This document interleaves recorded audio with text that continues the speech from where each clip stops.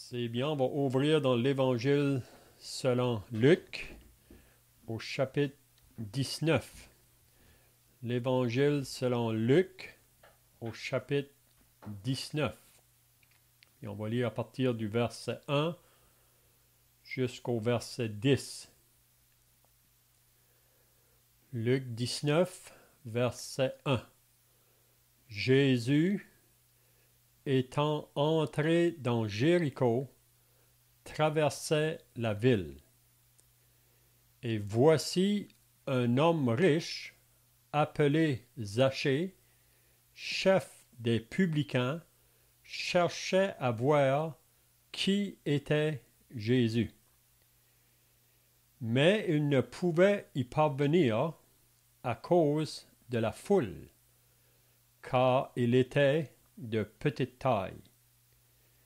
Il courut en avant et monta sur un sycomore pour le voir, parce qu'il devait passer par là.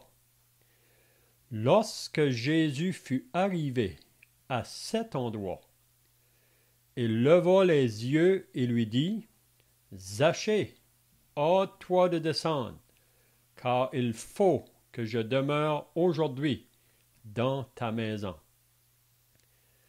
Zachée se hâta de descendre et le reçut avec joie. Voyant cela, tous murmuraient et disaient, « Il est allé loger chez un homme pécheur. » Mais Zachée, se tenant devant le Seigneur, lui dit, « Voici, Seigneur, je donne aux pauvres la moitié de mes biens. Et si j'ai fait tort de quelque chose à quelqu'un, je lui rends le quadruple. » Jésus lui dit, « Le salut est entré aujourd'hui dans cette maison, parce que celui-ci est aussi un fils d'Abraham.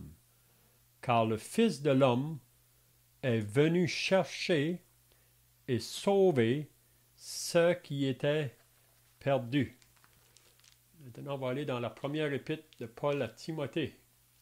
1 Timothée, au chapitre 1, et le verset 15. Ce sont les paroles de l'apôtre Paul.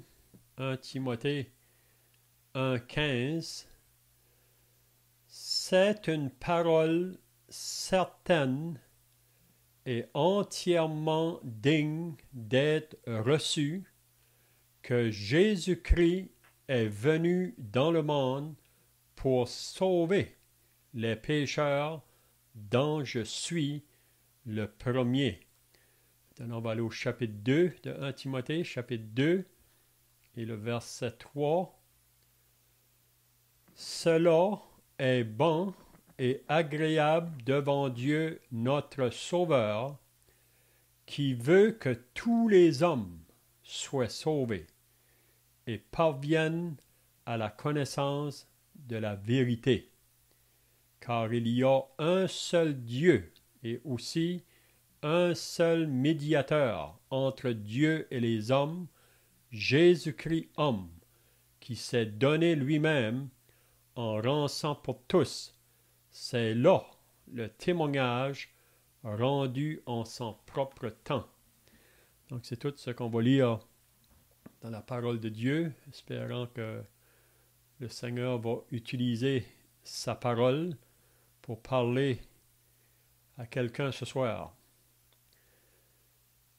Donc, j'ai voulu lire dans la première épître à Timothée, quand que Paul disait que c'est une parole certaine et entièrement digne d'être reçue. Que Jésus-Christ est venu dans le monde pour sauver les pécheurs. Donc, c'est une parole certaine. Puis elle est digne d'être reçue. Parce que cette parole est vraie. Cette parole nous dit la vérité. Pourquoi que Jésus est venu dans le monde? Elle nous dit qu'elle est venue pour sauver les pécheurs. Puis Paul peut dire ici, dont je suis le premier. Donc, pourquoi que Jésus est venu dans le monde? Il faut croire que ce que la parole de Dieu nous dit à propos de cela, qu'il est venu pour sauver les pécheurs. L'apôtre Paul dit aussi dans l'Épître aux Romains, car tous ont péché et sont privés de la gloire de Dieu. Donc, Jésus est venu sauver les pécheurs, puis la parole de Dieu nous dit aussi que tous ont péché. Donc, nous sommes tous pécheurs. Donc, ça veut dire que Jésus est venu pour me sauver, pour te sauver. Il est venu dans le monde pour sauver les pécheurs. Donc, la question ce soir que chacun devrait se demander, est-ce que je suis sauvé? Parce que Jésus est venu pour sauver les pécheurs. Donc, Jésus veut sauver tous. Mais est-ce que moi, ce soir, je peux dire que je suis sauvé? Est-ce que toi, ce soir, tu peux dire que tu es sauvé? Qu'il y a eu un jour dans ta vie quand que Jésus t'a sauvé. Puis on a lu aussi au chapitre 2 que Paul nous dit que cela c'est bon et agréable devant Dieu notre Sauveur. Qu'est-ce qui est bon et agréable devant Dieu notre Sauveur? Il veut que tous les hommes soient sauvés. Donc il n'y a pas d'exception. Il n'y a pas de différence de quelle couleur de peau nous sommes, qu'on soit noir ou blanc, rouge ou jaune. Dieu veut que tous les hommes soient sauvés. Ça comprend le monde entier. Comme qu'on lit dans Jean 3,16, car Dieu a tant aimé le monde. Le monde, ça comprend moi, ça comprend toi. Comment il a prouvé cet amour? Il a donné son Fils unique. Ça, c'est la preuve de son amour. Il ne pouvait pas donner plus que ça. Son Fils unique, son seul Fils. Son Fils parfait, pur. Son Fils qui était Dieu manifesté en chair. Il l'a donné. Afin que quiconque c'est moi, c'est toi, quiconque croit en lui, c'est-à-dire en son Fils, qui est mort pour toi, quiconque croit en lui ne périsse point, mais qu'il ait la vie éternelle. Donc la raison pourquoi que nous avons besoin d'être sauvés, c'est parce que nous périssons. Nous sommes sur un chemin de perdition, un chemin qui mène vers l'enfer. Puis c'est parce qu'on est né avec cette nature du péché. Puis Jésus a dit que celui qui meurt dans ses péchés, il ne peut pas venir où je vais. Mais Dieu ne veut pas nous laisser là. Dieu a pourvu un remède. Il a pourvu une provision afin que tous les pécheurs puissent être sauvés, puissent avoir le péché de pardonner. Même Pierre nous dit dans les Actes des Apôtres que tous les prophètes rendent de lui le témoignage que quiconque croit en lui reçoit par son nom le pardon des péchés. Donc, ce soir, Jésus est venu pour sauver les pécheurs. Il est venu pour me sauver, pour te sauver. Donc, est-ce que ce soir tu es sauvé? Si tu devrais mourir ce soir, est-ce que tu sais où tu vas après la mort? Mais la parole de Dieu nous donne cette assurance-là. On peut se fier à la parole de Dieu. C'est pour ça que Paul peut dire que c'est une parole certaine. Vous savez, il y a beaucoup de paroles qui sont prononcées dans ce monde aujourd'hui. Même dans le monde de la politique, beaucoup de personnes font des promesses. Mais souvent, ces promesses-là ne sont pas toujours réalisées. Mais ici, la parole de Dieu, elle va toujours accomplir ce qu'elle dit. Donc, c'est une parole certaine, entièrement digne d'être reçue, que Jésus-Christ est venu dans le monde, puis on pourrait dire pour te sauver, pour me sauver.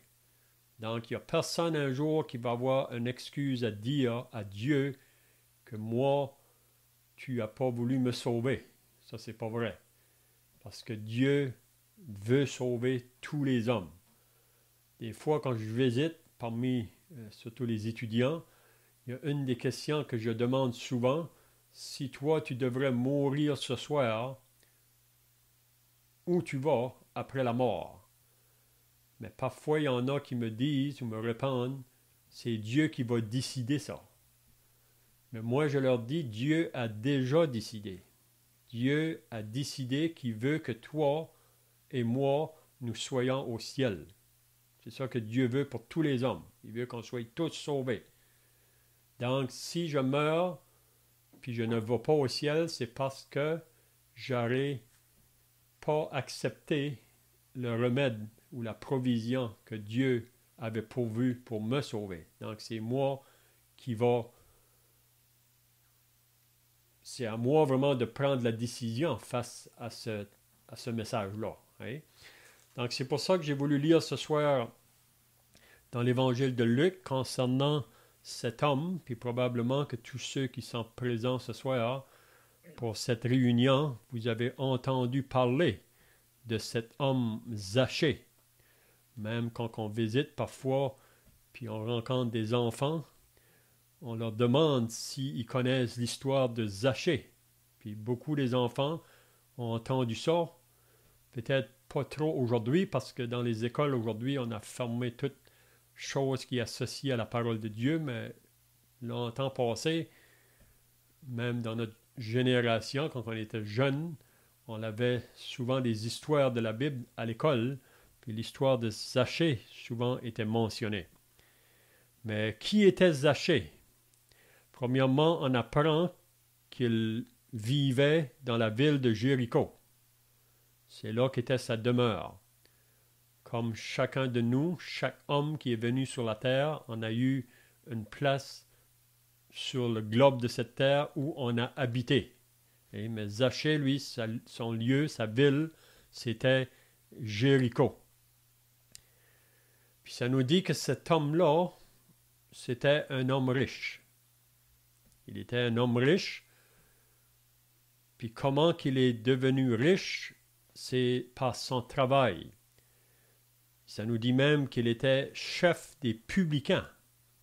Donc, les publicains, c'était des personnes qui collectaient les taxes ou les impôts. Puis souvent, dans leur travail, ils faisaient la fraude. Ils demandaient plus aux gens de payer de ce qu'ils devaient demander, puis le surplus, ils le mettaient souvent dans leur poche. Donc, c'est pour ça que ces personnes-là devenaient riches assez vite dans leur travail. Donc, ils étaient reconnus comme des gens de mauvaise vie, surtout parmi les pharisiens qui étaient autour, les pharisiens et les scribes, ils n'aimaient pas les publicains. Et vous vous rappelez, le pharisien, quand il est allé au temple pour prier, là, puis le publicain aussi qu'il avait suivi, puis on dit qu'un pharisien et un publicain, ils ne marchaient pas ensemble. Le pharisien marchait d'un côté de la rue, le publicain marchait de l'autre côté. Parce que le pharisien voulait avoir aucune affaire avec le publicain, parce que le publicain était regardé comme un homme de mauvaise vie pour le pharisien. Puis même, vous vous rappelez, quand le pharisien a prié dans le temple, il remerciait Dieu qu'il n'était pas comme ce publicain, qu'il n'était pas comme cet homme-là, le pécheur. Mais ici, on voit donc Zachée, ce publicain qui était bien occupé dans son travail, il était bien occupé pour s'enrichir, puis il était devenu riche, mais un jour, il a entendu parler que Jésus allait venir dans sa ville. Donc, ça nous dit que Zachée, quand il a entendu parler que Jésus allait venir dans sa ville, il a cherché à voir qui y était cet homme-là, Jésus. Puis pourquoi que Zachée voulait voir vraiment cet homme-là, Jésus, c'est parce que probablement que dans son travail, il rencontre beaucoup de gens. Puis vous savez que Jésus, quand il a commencé son ministère public, il guérissait beaucoup de malades, il a fait beaucoup de miracles. Donc, tous les gens alentour entendaient parler de sa renommée. Même des foules venaient à lui pour être guéris de leur maladie. Mais là, ici, on voit que probablement que Zachée a entendu parmi les gens qui venaient en contact à propos de cet homme-là, Jésus de Nazareth. Jésus qui se présente comme le Messie, comme le Sauveur. Et Jésus qui est venu du ciel à la terre, même sachant d'avance qu'il serait méprisé, qu'il serait abandonné, qu'il serait dédaigné, qu'on ferait de lui aucun cas. Mais Jésus, à cause de son amour pour nous, parce que c'est pas qu'on était aimable, on était ses ennemis, on est des personnes qui sont en guerre contre Dieu. Mais Jésus, ça nous dit dans l'Épître aux Hébreux, à cause de la joie qui lui était réservée, il a souffert la croix, il a méprisé l'ignominie, puis maintenant il est assis à la droite de la majesté divine. Donc, il savait qu'au travers de sa mort pour ses ennemis, qu'il y en a beaucoup qui seraient sauvés. Donc, c'était ça la raison que Jésus est venu. Donc, Zachée a entendu parler de Jésus. Mais là, ça nous dit que quand il est venu pour voir Jésus, il y a un obstacle. On pourrait dire qu'il y a deux obstacles. Le premier obstacle, c'est qu'il y a une foule qui se trouve en avant de lui. Le deuxième obstacle, c'était vraiment lui-même, parce qu'il était un homme de petite taille. Donc, cette foule-là qui était en avant l'empêchait de voir Jésus. Donc, Zachée, ce jour-là, il a fait un effort, il veut voir qui est Jésus. Puis là, il y a des obstacles. Il y a la foule, il y a lui-même, sa petite taille. Donc, Zachée aurait pu donner une excuse. J'ai venu pour voir Jésus, mais je ne peux pas le voir, donc je retourne à la maison. Mais Zachée, ce jour-là, était déterminé de voir qui était Jésus. Puis ce soir, à moins que vous êtes déterminé pour voir qui est Jésus, vous n'allez pas le trouver. Parce qu'il y a des obstacles qui sont là pour vous empêcher. Puis on sait que le diable, c'est lui qui ne veut pas ce soir que vous soyez sauvés. Puis il va mettre toutes sortes d'obstacles pour vous empêcher de venir voir qui est Jésus. Pourquoi Jésus est venu. Hein? Donc, mais Zachée ne va pas se laisser empêcher par ces obstacles. Donc, on peut dire, comme Jésus a dit, si quelqu'un veut être mon disciple, qu'il renonce premièrement à lui-même. Il doit être prêt à renoncer à lui-même, puis de se charger de sa croix et de me suivre. Donc, on doit être prêt à renoncer même à notre fierté. Vous savez que Zachée, c'est un homme qui était riche, c'est un homme qui aurait pu être fier, vraiment. Et d'habitude, le riche, il veut dominer sur les autres. Mais ici, on voit là qu'il est tellement déterminé à voir Jésus qu'il va être prêt à mettre son orgueil de côté, si on peut dire. Puis il ne va pas arrêter la foule l'empêcher. Parce que la foule est là, elle peut l'empêcher. Comme aujourd'hui. Beaucoup de gens ne seront pas sauvés à cause de la foule. Si on peut voir ça. La foule est un obstacle souvent pour des personnes. Parfois, on peut inviter des gens à venir entendre le message de l'Évangile, mais les gens ont peur. Qu'est-ce que mon voisin va dire? Qu'est-ce que mes enfants vont dire? Qu'est-ce que mes parents vont dire? Qu'est-ce que les compagnons de travail vont dire? Et on se laisse arrêter par la foule. Mais Zachée ne va pas se laisser aller. Donc, qu'est-ce qu'il va faire? Il va prendre la place d'un petit enfant. Jésus a dit que si vous ne devenez pas comme un petit enfant, vous n'entrerez pas dans le royaume des cieux. On va voir Zachée ici qui prend la place comme un enfant. Il se met à courir. La foule le connaissait probablement, cet homme-là. Ils ont eu des contacts avec lui déjà. Puis voir cet ce petit homme-là qui se met à courir devant la foule. Donc, Zachée est prêt à renoncer à lui-même, à sa position même comme l'homme riche. Même si les gens vont rire de lui, ça ne lui fait rien. Il part à courir, ça nous dit, puis il va monter dans cet arbre, le sycomore. On dit que c'est un arbre qui est assez feuillu, puis on peut même se cacher dans cet arbre-là. Donc, il monte dans l'arbre, puis on peut voir Zachée, là, moi j'aime me faire la pensée, là, Zachée dans l'arbre, probablement que peut-être les gens en bas ont la difficulté à le voir à cause des feuilles, mais dans l'arbre, Zachée a juste une vision devant lui, c'est de voir Jésus. Puis on peut s'imaginer quand que Jésus a entré dans la ville, Zachée pouvait le voir du haut de l'arbre. Puis Jésus s'approche tranquillement, il s'approche avec ses disciples, puis quand il arrive, ça nous dit au lieu où Zachée était dans l'arbre, Jésus s'est arrêté. Vous pouvez vous imaginer. Le Sauveur qui cherche, puis le pécheur qui cherche, ils vont se rencontrer. Donc, Jésus arrive à cet endroit-là, puis qu'est-ce qu'il dit? Toute une surprise pour Zachée, parce que Jésus l'appelle par son nom. Zachée. Donc, Zachée a dû être bien surpris, là, comment est-ce que cet homme-là fait pour connaître mon nom.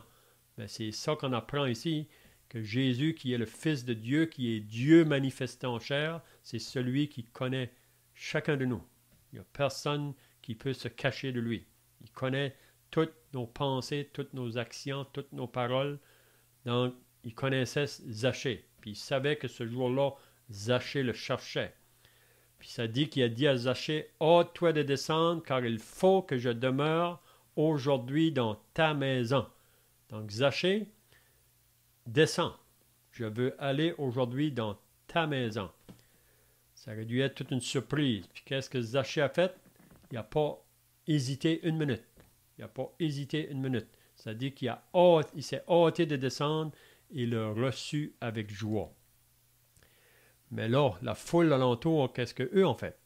Ça dit qu'ils sont mis à murmurer. Puis aujourd'hui, vous pouvez être certain que si vous voulez aller vers Jésus pour vouloir le connaître, pour vouloir croire en lui, pour le recevoir comme Sauveur et Seigneur, il faut être assuré que les gens autour de vous vont murmurer. Ils vont vous critiquer, ils vont vous persécuter ou qu'ils vont vouloir vous faire du mal. Mais on voit que Zachée ne faisait pas de cas de ça.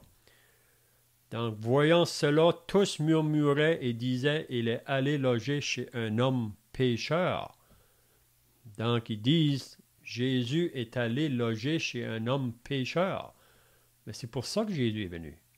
Jésus est venu, on a lu à la fin, là, il est venu chercher et sauver ceux qui est perdu ou ceux qui sont malades. Vous savez, Jésus a dit, ce ne sont pas ceux qui se portent bien qui ont besoin de médecin, ce sont les malades. Donc Zachée a reconnu qu'il était malade. Il était dans ses péchés devant Dieu, puis il avait besoin d'être guéri. Il avait besoin d'avoir ses péchés pardonnés. Donc, les gens vont murmurer, mais ça ne va pas déranger Zachée. Il ne va pas se laisser intimider. Donc, à moins d'être déterminé, comme j'ai dit au début, vous n'allez pas arriver à Jésus, parce que la foule est là pour vous empêcher. Mais là, Zachée, qu'est-ce qu'il va faire? Il va dire à Jésus au verset 8, se tenant devant le Seigneur, lui dit, « Voici, Seigneur, je donne aux pauvres la moitié de mes biens. » Donc, on voit esprit de repentance qui prend place. La repentance. Il reconnaît que devant le Seigneur, il reconnaît ses péchés. Puis si j'ai dois à quelqu'un, je vais lui rendre 4 fois plus. Oui? Il est prêt à donner. Puis c'est là que Jésus dit, le salut est entré aujourd'hui dans cette maison. Donc Zachée, ce jour-là, c'est là qu'il a reçu le salut de Dieu, qui a reçu Jésus comme son sauveur, comme son Seigneur. Donc le salut est entré aujourd'hui dans cette maison parce que celui-ci est aussi un fils d'Abraham. Donc, Je sais qu'un jour que je vais rencontrer Zachée. Je ne l'ai pas connu pendant son vivant sur la terre, mais je vais le rencontrer au ciel. Puis quand je vais le rencontrer, Zachée pourra me raconter son histoire. Quand est-ce qu'il a été sauvé? Le jour qu'il a reçu Jésus comme son sauveur. Donc, il faut encore se rappeler que ce qu'on a vu au début, c'est une parole certaine et entièrement digne d'être reçue que Jésus-Christ est venu dans le monde pour sauver les pécheurs. Donc, ce jour ici, cet homme-là qui vivait à Jéricho, ça c'est son jour que lui a été sauvé. Le jour quand il a reçu Jésus comme son sauveur. Il a reçu le salut de Dieu. Donc, moi, je peux vous dire que j'ai eu ce même jour-là, il y a déjà plusieurs années passées. Puis pour ceux qui sont sauvés ce soir, ils peuvent vous dire aussi qu'ils ont eu un jour comme ça, quand ils ont reçu Jésus comme leur sauveur. Donc ce soir, si il y a quelqu'un qui n'a pas encore pris cette décision-là pour croire en Jésus, premièrement, être prêt à prendre votre position devant Dieu comme pécheur perdu, pécheur reconnaissant que devant Dieu, je suis perdu. Je suis en route vers le jugement de Dieu. Mais Dieu dit, regarde à mon fils, mort sur la croix. Jésus sur la croix a pu dire, tout est accompli. Ça veut dire que l'œuvre que Dieu lui a demandé de faire, il l'a achevée. Donc Dieu est satisfait de l'œuvre de son fils, puis Dieu veut que tout pécheur aussi soit satisfait de cette œuvre-là, parce que c'est la seule œuvre par laquelle le pécheur peut être sauvé. Donc, Zachée, ce jour-là, a été sauvé. Donc, ce soir, vous pouvez être sauvé si vous n'avez pas encore pris cette décision-là, parce que c'est aujourd'hui, c'est maintenant le jour du salut. Demain ne nous appartient pas. Donc, on va terminer maintenant par la prière. On pourra chanter un couplet de cantique. Notre Dieu et notre Père, nous voulons maintenant nous approcher devant ta présence pour te remercier et te rendre grâce pour le message de l'Évangile qui parcourt l'humanité. Le Seigneur Jésus a laissé ce commandement-là à ses disciples avant de partir au ciel. Allez par toutes les nations, faites des disciples et baptisant au nom du Père, du Fils et du Saint-Esprit, et enseignez-leur tout ce que je vous ai prescrit.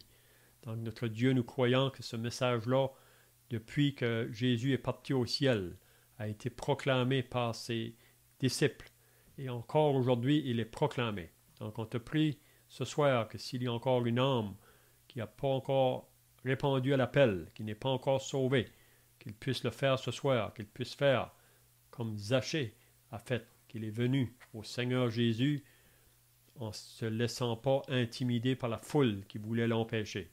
Et Zachée a été sauvé ce soir-là. Donc nous remettons cette réunion devant toi au nom du Seigneur Jésus. Amen.